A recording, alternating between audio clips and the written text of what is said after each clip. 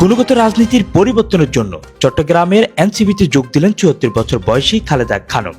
তিনি চান রাজনীতির অঙ্গনে নারীর অধিকার প্রতিষ্ঠিত হোক, নারী ফিরে পাক তার বাক স্বাধীনতা এবং মর্যাদা। এনসিপির নতুন ধারার বন্দোবস্তের রাজনীতির এই তারুণ্যে তিনি জানালেন আগামী স্বপ্ন এবং আকাঙ্ক্ষার কথা।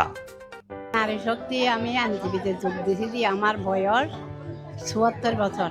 আমি এনসিপি থেকে ভালো লাগতে যে এই যে লোকজন মারা গেছিল, হাসিনারে পতন করছিল, সেই সময় থেকে আমার ইচ্ছা হলো যে আমি বুড়া বয়সে ঢাকা যাই ওনার সাথে আন্দোলন করার জন্য। কলেজের ছাত্ররা ফারান দিছে না, জান দিছে না, মারা গেছে না, ওই সময় আমার মনে হইলো আমি প্রেরণা করি উল্কা মারে চলে যাই।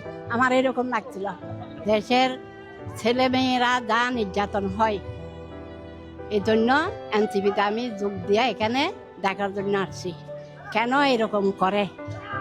এরকম না করার জন্য কত মার বুক খালিয়েছে।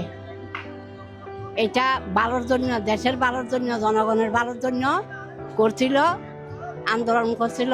ছেলেরা নিহত হয়েছে, মা বাবার বুক খালি হয়েছে, মারা কান্না করতেছে, বাপরা কান্না করতেছে।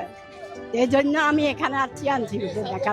আমি আমার আশেপাশে আমার জেনারেশন সামনের গুলো আসবে যে ওদেরকে বলবো, সহযোগিতা করবো। আমি যদি নাও পারি ওদেরকে বলে দিব যাওয়ার জন্য, আসার জন্য, এখানে যোগ দেওয়ার জন্য।